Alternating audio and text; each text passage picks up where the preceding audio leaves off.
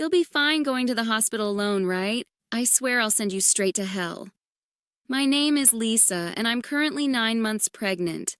It's my first time giving birth, so while I'm filled with anxiety, I feel truly blessed about welcoming a new member into our family. My husband, David, is a white-collar worker and has weekends off. However, he doesn't offer much support around the house or help with shopping. This is because he usually goes back to his parents' home on weekends. David has a deep bond with his in-laws, and since their home is nearby, he spends almost every weekend there without any specific reason. Since becoming pregnant, I've been cautious about lifting heavy objects. For instance, when buying heavy items like rice, understanding friends often help out. My daily routine starts by waking up early, preparing breakfast for David, and seeing him off to work. Afterward, I do the cleaning and laundry and then head out for any necessary shopping. Once I return home, I start prepping for dinner. Only after finishing these tasks can I finally have some relaxation time. Since taking maternity leave, I've taken up a new hobby, blogging. Every day, I write a diary accompanied by photos I take, such as meals, the blue sky, flowers blooming in the garden, and more.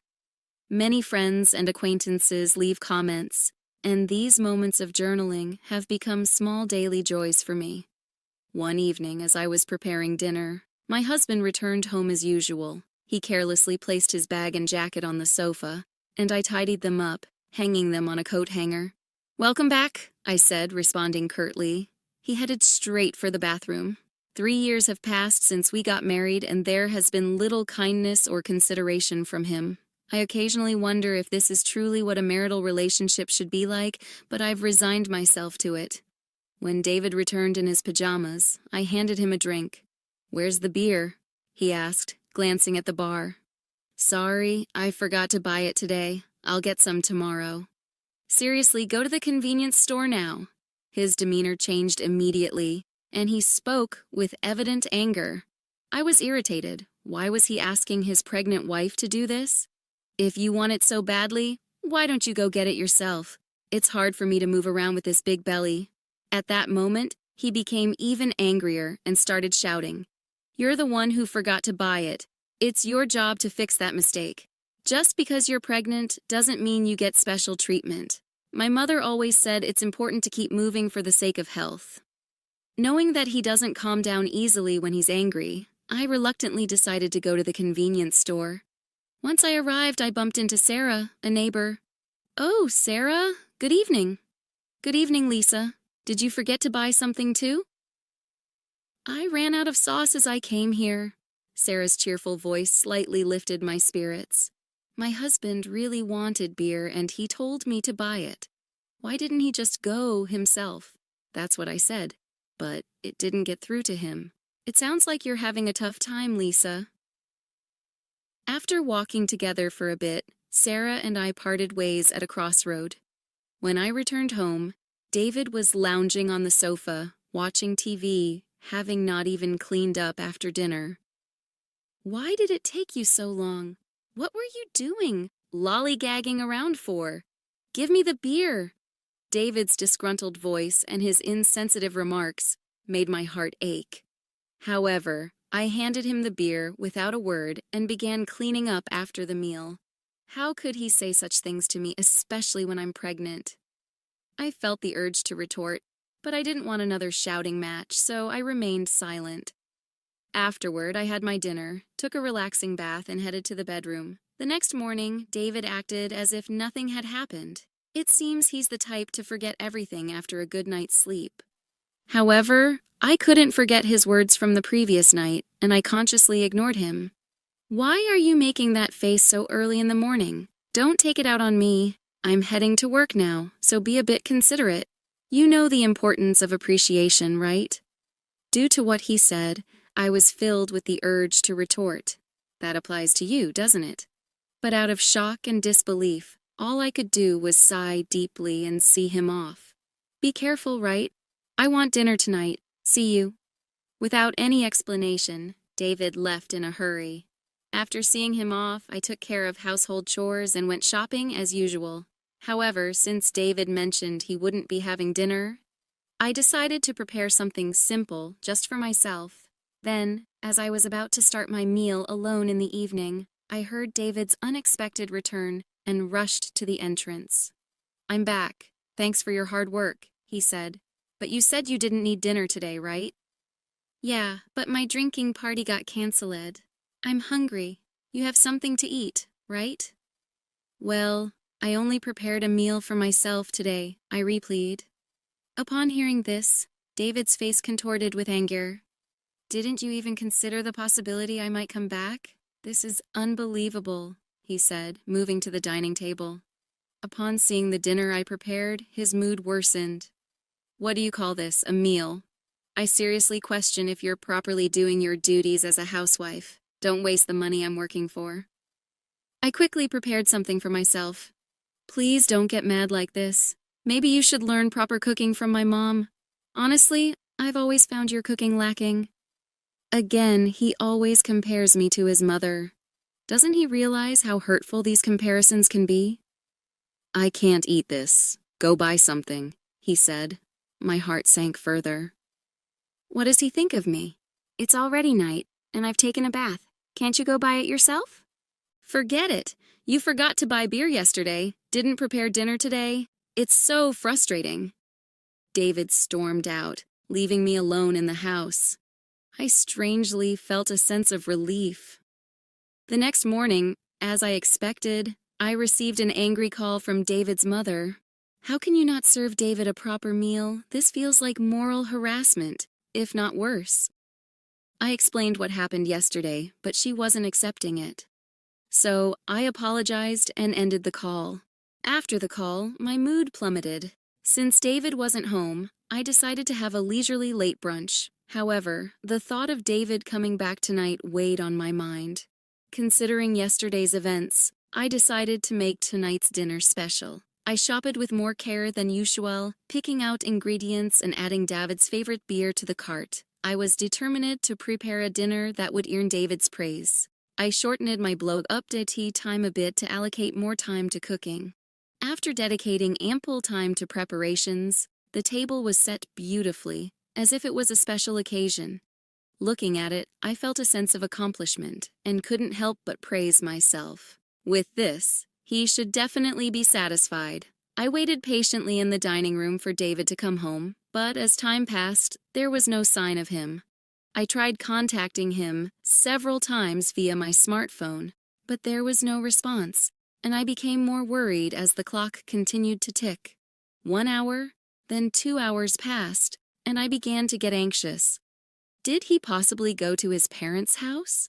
Thinking this, I called David's parents to check, but they said he hadn't come there either.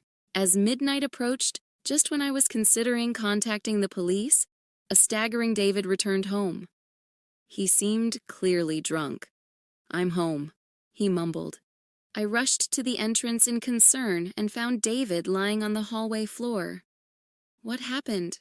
Are you okay?" I asked. But hearing my voice, he responded angrily, "Too loud. Go away." He then staggered towards the dining room. When I tried to support him, he forcibly shook off my hand. "Don't touch me. Don't come near me with that ugly face. To think you're my wife." In his drunken state, he spat out those words and then just lay down right there. Those words were beyond shocking. Why? Why can't he consider others' feelings? His remarks hurt me deeply, and I was filled with thoughts of maybe he no longer sees me as family. Tears welled up in my eyes.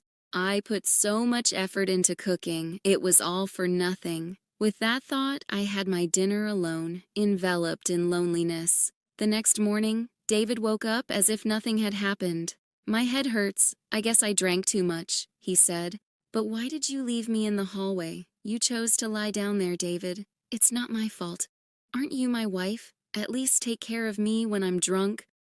David's words made me wonder why he always blames me right away. If you weren't going to eat at home, you could have at least let me know. I have prepared a nice meal, and I called you multiple times. Why didn't you answer? David replied nully. My drinking party from the day before got rescheduled to yesterday. Do I have to report everything? Besides, You know how hard it is to pick up the phone during a gathering? Think about my situation. With every word David said, my heart got colder, and my expectations of him diminished. That way, I won't feel hurt or disappointed anymore. This thought lingered in my mind. I'm taking a break and going back to my parents' home tomorrow. Being with you lately feels unpleasant and boring. Seeing David's attitude of looking down on me made me increasingly consider the option of divorce. Our baby is due soon, and my heart races in anticipation. Even though I've heard stories about the pains of labor from friends, my excitement to meet the new life inside me overshadows those concerns. The neighbors often encourage me with words like, "It's just a little while longer," which brightens my mood. "Hey, want to go on a family trip?"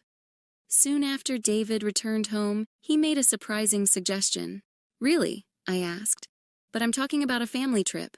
My mom and dad want to join." I was taken aback. Why would parents make such a proposal? Tensions exist between me and David's parents. Whenever there's an issue concerning David, they tend to blame me, like the previous phone call incident. However, the sudden idea of a trip left me doubtful. "I'm about to give birth soon, and traveling a long distance might be a bit risky," I said. "How many times do I have to tell you? Just because you're pregnant doesn't mean you're sick. My parents are thoughtfully inviting us." "But what if something happens?" "It'll be fine. Everything's already decided. We'll go for 2 nights and 3 days next week." "Next week is my due date. That's a bit—" "Just do as you're told. Prepare for the trip. End of discussion," David said, expressing his opinion and then leaving the room. I'm in trouble now, I thought to myself. Then, the next day, I sought advice from a close friend and explained the situation. She was concerned and said, "That's a bit too much." While I was contemplating how to decline the offer, the day of the trip suddenly arrived. "Actually, I'm not feeling well today. I'm worried about the baby, so I'm going to rest at home." I tried to use that as an excuse, but David didn't seem convinced. "Anyway, you can just rest in the car and you'll be fine, right? Come on, bring a luggage. We're heading to my parents' house, so hurry up." As we headed to the car, I was worried and asked, "Is this really okay?" After loading our luggage into the car and sitting in the passenger seat, I felt warmth at my feet. Looking down, I noticed water spreading around them. "Oh my water broke," I immediately informed David. "David, I think my water just broke. Please take me to the hospital quickly." Taken aback by the situation, David exclaimed, "Are you serious?" "Yes, I'm serious. We need to go to the hospital now. The baby might be coming." While trying to clean up the water with a towel in the car, David suddenly opened the passenger door. "David, what are you doing? We need to go to the hospital. Get out. You're going to make a mess in the car." I was in complete shock. "What are you saying?" I said, "Get out. I need to clean the car." Then David forcefully pulled me out of the car. In this unbelievable situation, David said, "I can't believe this. We were supposed to be on a family trip. Just go to the hospital by yourself." I was too shocked to say anything as I called out to David, "Wait, how can you leave me here like this?" He drove away, leaving me behind. Feeling overwhelmed, I quickly dialed for an ambulance. When someone approached asking, "Lisa, are you okay?" It was Sarah, looking concerned. Sarah immediately recognized my predicament and arranged for a special taxi, comforting me throughout. Grateful for her kindness, tears streamed down my face. Soon after, I safely arrived at the hospital, thanks to Sarah's help. On the way, she held my hand and cheered me up, staying by my side until I was taken to my room. While being transferred, I made a silent vow. I will make him pay for this. Even as labor pains grew, Sarah kept holding my hand. Furthermore, she contacted my parents, who soon arrived at the hospital and looked deeply concerned. Sarah whispered to them, "There's something I want to discuss," then left the room.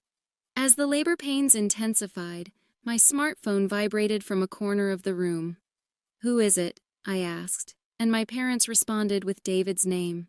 They looked displeased, but I took the call anyway.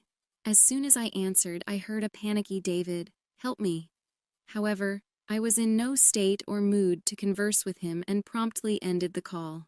Despite my parents turning off my phone, David continued to send messages. As labor intensified, I was finally moved to the delivery room. After enduring the pain for some time, I finally heard my baby's cries. Exhausted, I saw my parents and Sarah standing before me with warm smiles, relieved. I closed my eyes and rested. When I woke up after a few hours of sleep, I found myself lying in the hospital bed. Rubbing my eyes, I noticed my parents sitting next to me, their faces filled with concern. "Are you okay?" my mother asked gently. Still feeling the weight of exhaustion, I couldn't muster the energy to sit up, while my father looked teary-eyed. My mother consoled him, saying, "The postpartum period can be exhausting." Witnessing this heartwarming scene, a smile formed on my face. "How's the baby?" I inquired. My parents informed me that the baby was undergoing some tests but would be back in the room soon. However, I noticed Sarah wasn't present. Responding to my unspoken question, my mother remarked, "Sarah left a little while ago." Thinking about how things might have turned out had Sarah not been there, a feeling of gratitude settled over me. I made a promise with my parents that after being discharged, I would visit Sarah to express my gratitude. Turning on my smartphone to inform my friends about the birth, I was met with an overwhelming number of missed calls, mostly from David. The sheer number left me momentarily stunned, but I felt no hope or expectation from his calls, so I closed the notifications without hesitation. One of my friends visited the hospital room to congratulate me on the birth. As she rejoiced and extended her genuine wishes, I opened up about the recent incidents with David. After hearing the story, she expressed both shock and anger, half-jokingly saying she'd like to punish him a bit, but she also emphasized that my health and rest were paramount. She chatted with me for a while and then left. My parents, already briefed by Sarah about the whole episode, asked, "What are you planning to do next?" I shared my thoughts about my relationship with David and told my parents, "I'm considering divorce." They respected my decision and provided their support. Upon my discharge, I planned to stay at my parents' house, where they had prepared a room for me. Meanwhile, David seemed to have visited the hospital, but as I had informed the hospital staff that I didn't wish to see him, he wasn't allowed in. The next day, Sarah came to my hospital room holding a fruit basket. "Sarah, you came," I exclaimed with delight. "You seem to be recovering well, but remember not to overexert yourself. Postpartum fatigue can be quite profound," she advised, feeling comforted by Sarah's words. I sighed with relief, taking the fruit basket from her. "Sarah, thank you so much for helping me. I don't know what would have happened if you weren't there." I expressed my deep gratitude as I bowed deeply. Sarah gently laughed, saying, "What's most important is that both you and the baby are healthy. I just want a small hand. Regardless, I'm forever grateful. Once things settle down, I'll come over to thank you properly." Sarah laughed warmly in response. "You know, I've talked to my husband about what happened. He seemed quite furious." From her words, I could somewhat deduce David's situation. "Sarah, I'm truly sorry for dragging you into this mess," I admitted. "Don't worry, remember who you owe for being able to work at your current company." This incident is truly hard to forget. At that moment, I heard a stern tone in Sarah's voice for the first time. Sarah was actually the wife of the CEO at the company where my husband worked. When we first moved to this residential area, I had no idea about this fact. However, as we frequently encountered each other at the local supermarket shops and occasionally at convenience stores, we gradually became closer. We even began to enjoy tea together, and during these sessions, I learned about the nature of her husband's job. On the other hand, my husband was completely unaware of this background. This was because he didn't even accompany me for our initial neighborhood greetings and didn't prefer interacting with our neighbors. Sarah had previously told me gently, "I don't want to cause any trouble, so don't tell your husband," and I had respected that request. Knowing that I was pregnant and still being forced to endure my husband's unreasonable behavior, Sarah had several times suggested, "Should I talk to my husband about this?" However, I had always declined, not wanting to trouble her. But with this recent incident, perhaps even Sarah reached her limit. That's why my husband kept calling. Sarah, I really can't thank you enough for everything. Sarah's strong words made me realize how fortunate I was to have someone who'd go to such lengths for me. I couldn't help but tear up. Seeing my reaction, Sarah once again gave me a warm smile. Lisa, you're a dear friend to me. I can't just stand by and watch when something like this happens to a friend. Our conversation was filled with heartfelt smiles. However, my husband's messages didn't stop, despite the barrage of notifications online. I consciously ignored them all. Thinking about the divorce made my mind clear, and all I wanted was to think about how to live my life with my baby. As I was preparing to leave the hospital, a close friend visited my room, handing me her smartphone and saying, "I want you to see this." Displayed on her phone was a post that had become a major topic on a certain social media platform. When I asked what it was about, she informed me that she had posted about my husband's recent actions on social media. My friend had a significant influence on social media, with a massive follower count. One day, she received a reply to one of her posts. The follower who replied had, by chance, captured a video of the scene where I was yelled at by my husband after being let out of the car. The follower, wanting to protect my privacy, blurred my face in the video and, with my friend's permission, shared it online. The video spread like wildfire, and as a result, personal details about my husband and even his company were identified. Currently, my husband seems to be under a barrage of criticism online. What? I had no idea it had escalated to this level. My friend, smiling gently, remarked, "Well, they brought it upon themselves, didn't they? My husband's actions and their consequences were all a result of choices he made." Furthermore, when one of my husband's friends confronted him about the incident, he reportedly excused himself, saying, "I had a prior travel commitment with my parents that day, so I had no choice."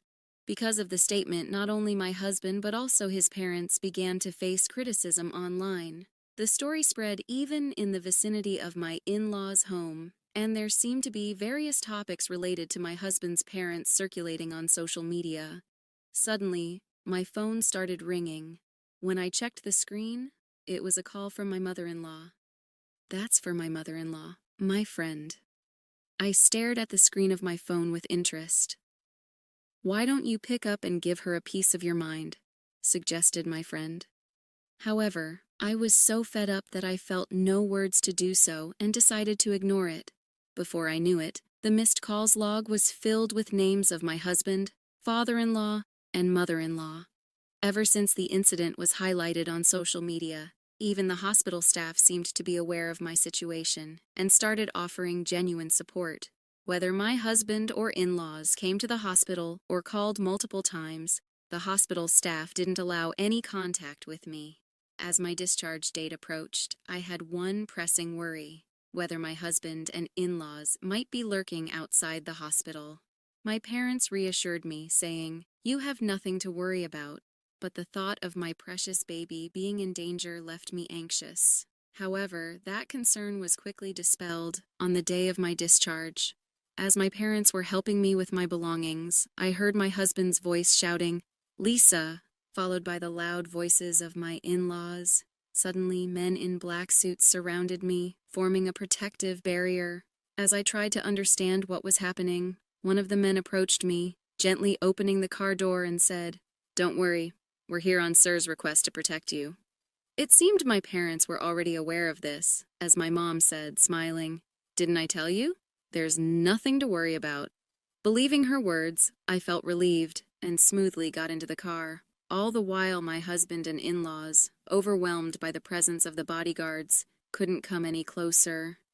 I can't find the words to express how grateful I am for Sarah supporting me like this. The only thing occupying my mind was how to reciprocate Sarah's kindness. My parents felt the same, saying in unison, "We have to find a way to show our gratitude to Sarah." Although my new life began smoothly and pleasant days continued, the contacts from my husband and in-laws never ceased. I mailed them the divorce papers, but there wasn't even a hint of acceptance. One day, my in-laws called our home. It seems my father answered, and they addressed him with the attitude of, "She became a part of our family, so no matter how she's treated, she shouldn't complain." When my father angrily retorted to their statement, it seems they were taken aback and quickly hung up. While discussing how to handle this with my parents, I decided that seeking professional assistance was the best course of action and resolved to consult the lawyer. Coincidentally, my father was acquainted with a lawyer, and when we explained our situation, he graciously promised to help. I informed the lawyer about the video circulating on social media and detailed past events. When the lawyer reached out on our behalf, my husband was initially taken aback. However, over time, he became defiant. "We'll solve marital issues ourselves. We don't need a lawyer," he argued in a flustered tone. However, the lawyer calmly responded, "I'm acting upon Lisa's request. Any future communication should be directed to me. It's up to Lisa, my client, to decide whether or not she wants to involve a lawyer." My husband was at a loss for words. Though initially refusing to divorce, when mediation and the possibility of a court case were suggested, the word court seemed to shake him and he reluctantly agreed to the divorce. "I have no interest in the child and have no intention of seeing them in the future, so I don't see why I should pay child support. As for property distribution, I did nothing wrong," he claimed irrationally. The lawyer calmly explained from a legal perspective, but my husband still seemed unconvinced. "In that case, it seems we'll meet in court," the lawyer suggested. My in-laws, who were listening nearby, appeared to panic and immediately agreed. When I was informed of this by the lawyer, I was shocked that I had ever married such a man. I had been communicating with Sarah since returning to my parents' home, and when I told her about the recent events, she playfully and gleefully suggested, "How about seizing your ex-husband's retirement pay? Garnishment is one way, right?" Feeling overwhelmed by Sarah's astuteness, a while later, I was contacted by the lawyer, who conveyed that my husband wished to apologize in person. Wanting a satisfactory conclusion, I agreed to converse over the phone under the supervision of the lawyer. The day of the scheduled call arrived. On that day, I was accompanied by my parents and the lawyer. From the other end of the line I heard, "Finally, you answer. Apologize now and I'll forgive you. So come back home. Let's be a couple again. The house is a mess. I might lose my job and everyone's looking at me coldly.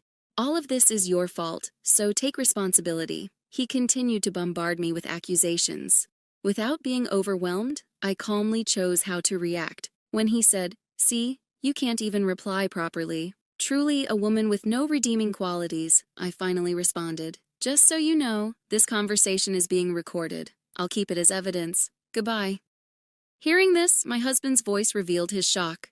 "Wait, you recorded it? That's not fair, right?" I was joking. "I'm sorry. I can't live without you. Let's start over. We truly loved each other, right? I promise I'll try harder from now on." After hearing those words, I immediately hung up the phone. With the recorded David in hand, I handed it to the lawyer and asked, "Can you utilize this audio as evidence?" Shaking his head in disbelief, the lawyer remarked, "He truly is an incorrigible man." My parents, feeling the same as me, have firmly decided to sever ties with him. Seeing his behavior filled them more with astonishment and disappointment than anger. At some point, I realized I was slightly enjoying this drama, clinging to the little devilish side of me that emerged. The divorce procedures with my husband concluded smoothly. Both the property distribution and child support agreements went forward without a hitch, and the turmoil began to subside. Due to the information Sarah shared with her husband, the president of my ex-husband's company, he was promptly disciplined. The president, known for his family-oriented values, believed that an employee who couldn't protect his family couldn't be trusted by the company. David lost his job, couldn't make housing loan payments, and returned to his parents' home. His reputation was tarnished by the viral video, and he struggled to find stable employment, barely making ends meet with short-term part-time jobs. Rumors spread about his parents, too, and according to reports from friends in the neighborhood, they seemed to live in perpetual unease. The cold societal judgment they faced, which exceeded my expectations, made me think that, surprisingly, this ostracization might be harder for them than any legal repercussions. With most matters settled and my health recovering, my parents, my baby, and I visited Sarah's home to express our gratitude. Both Sarah and her husband seemed genuinely happy and doted on my baby, making us feel warm and welcomed. After that, Sarah and my mother became close friends. Similarly, Sarah's husband and my father got along very well, and our families grew close.